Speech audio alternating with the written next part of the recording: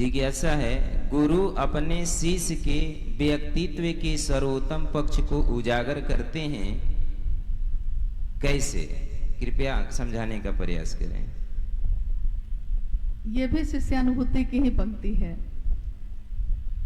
शिव अपने शिष्य के व्यक्तित्व के सर्वोत्तम पक्ष को उजागर करते हैं। जैसे आपने देखा होगा कि कोई मास्टर अगर विद्यार्थी को पढ़ाता है तो पढ़ाने आए हैं मास्टर साहब घर में, बच्चे को पढ़ा रहे हैं और बच्चे को पढ़ाते पढ़ाते कुछ दिन के बाद वो कहते हैं कि देखिए मैं आपको कहता हूँ कि आपका बच्चा जो है उसका मैथ बहुत अच्छा है, इसको इंजीनियरिंग में ले जाइए। कहता है ना, मास्टर समझ जाता है बच्चे के बारे में कि उसका जितने विषय वो पढ़ता है किस विषय में सबसे अच्छा है। और उल्टा भी बोलता है कि अगर साइंस अच्छा नहीं है तो कहता है कि देखिए आप माता पिता हैं, जबरदस्ती बच्चा को साइंस मत पढ़वाइए क्योंकि आपके बच्चे का दिमाग वैसा नहीं, साइंस वाला नहीं है, आर्ट्स वाला है, कलाकार का दिमाग है ना, आर्ट्स पढ़ाइए। यानी मास्टर समझ जाता है कि उसका सबसे सुंदर पक्ष क्या है पढ़ाई में। और आध्यात्म के रास्ते पे जब हम जाते हैं, गुरु सदगुरु और सदगुरुओं के गुरु जब जगत गुरु की बात करते हैं तो उन्होंने तो बनाया ही है, उनसे ज़्यादा अच्छा कौन जानता है कि हमारा सबसे सुंदर पक्ष क्या है। और सबसे सुंदर पक्ष क्या है? किसी व्यक्ति का करुणा, स्नेह, सहानुभूति, घृणा, नफरत, इसमें से कौन सा पक्ष सबसे सुंदर है? अलग अलग भाव है ना, हम लोग के अंदर अलग अलग भाव उमड़ते हैं। तो घृणा किसी को अच्छी लगती है, नफरत किसी को अच्छी लगती है, लेकिन प्रेम और करुणा सबको अच्छी लगती है। चाहे वो आपको दे या ना दे, लेकिन अगर आप उसके लिए करुणा रखते हैं तो वो उसको अच्छा लगता है। और ये किसका भाव है? करुणा किसका भाव है? तो ये शिव का भाव है। यानी व्यक्ति के शिव के शिष्य के रूप में उसका सर्वोत्तम पक्ष है शिव हो जाना, शिव ही हो जाना, उससे न नीचे न उससे ज्यादा। जैसे कोई पानी के बूंद हैं, हम अलग अलग हैं, हमारी अपनी कोई औकात नहीं, हमारी आपकी कोई क्षमता नहीं, हम क्या बोलेंगे, क्या सोचेंगे, क्या करेंगे हमको नहीं पता, हमसे हो भी नहीं पाता। महादेव का काम तक करने के लिए महादेव की दया नहीं हो तो नहीं होगी, महादेव की दया ना हो तो आप मेरी बात क्यों सुनेंगे। सारी बातें महादेव की दया के अनुरूप ही चलती है। हमारी कोई औकात नहीं, एक बूंद की क्या औकात है। लेकिन अगर वो बूंद समंदर में मिल जाए, है वो बूंद मिल गई है समंदर में, तो उसी बूंद की औकात कुछ भी नहीं थी, लेकिन आज उसकी औकात समंदर के बराबर है। समंदर की औकात ही उस बूंद की औकात है, मतलब बिसात है, क्षमता है, ऊर्जा है। शिव के शिष्य किससे मिलने की बात कर रहे हैं? किसी गुरु भाई से, किसी गुरु बहन से, दीदी भैया से, किससे मिलना है हम लोग को? हम लोग जितने लोग हैं यहाँ बैठे हैं या कहीं भी कोई सुन रहा है, मिलना किससे है? हम ये काम कर क्यों रहे हैं? हम लोग अपने समय को क्यों नष्ट कर रहे हैं? नष्ट कर रहे हैं या उसका सदुपयोग कर रहे हैं? क्या कर रहे हैं? हम ये क्यों कर रहे हैं?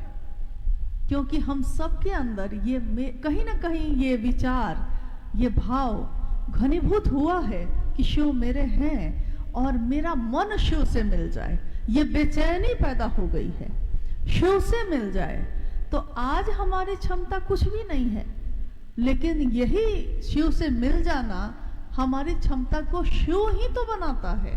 तो व्यक्ति के सबसे सर्वोत्तम पक्ष जो होता है शिव के शिष्य का, वो यही होता है कि वो शिव हो जाए। शिव को ही गुरु क्यों बनाए? तो एक सामान्य व्याख्या तो यही है कि जो गुरु का काम करता है, गुरु तो हम उसी को ना बनाते हैं।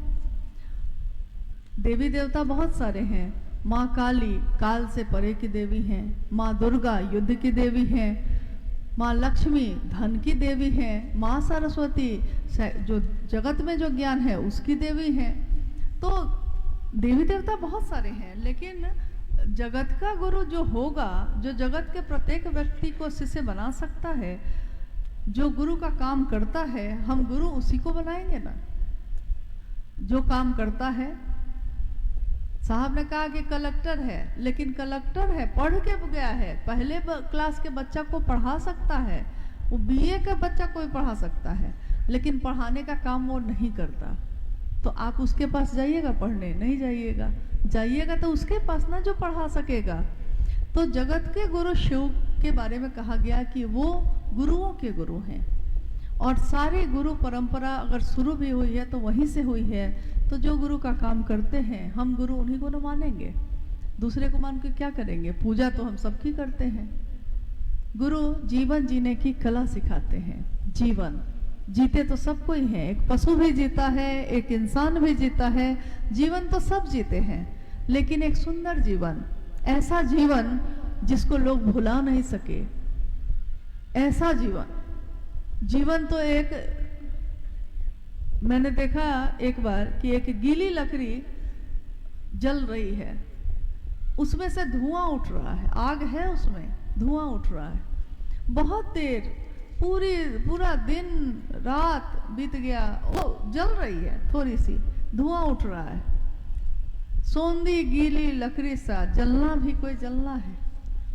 उस जलने में क्या है? कुछ नहीं। लेकिन एक जीवन और होता है, फूस का।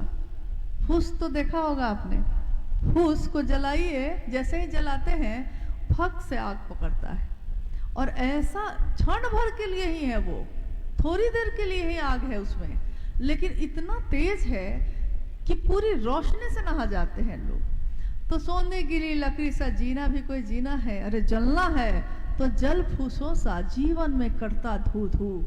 जीवन ऐसा जीना है, जाना तो है, ये तय है, ऐसा महादेव महादेव करियो। के साहब से एक बार हम लोगों ने पूछा था कि आपने लिखा है आओ चले शिव की ओर में, कि जिनके प्रिय शिव होते हैं या जो शिव के प्रिय होते हैं, तो जिनके प्रिय शिव हैं वो, उनकी प्रियता आपने कहा कि बदल सकती है, लेकिन जो शिव का ही प्रिय होगा वो नहीं बदलेगा, क्योंकि वो शिव का प्रिय है।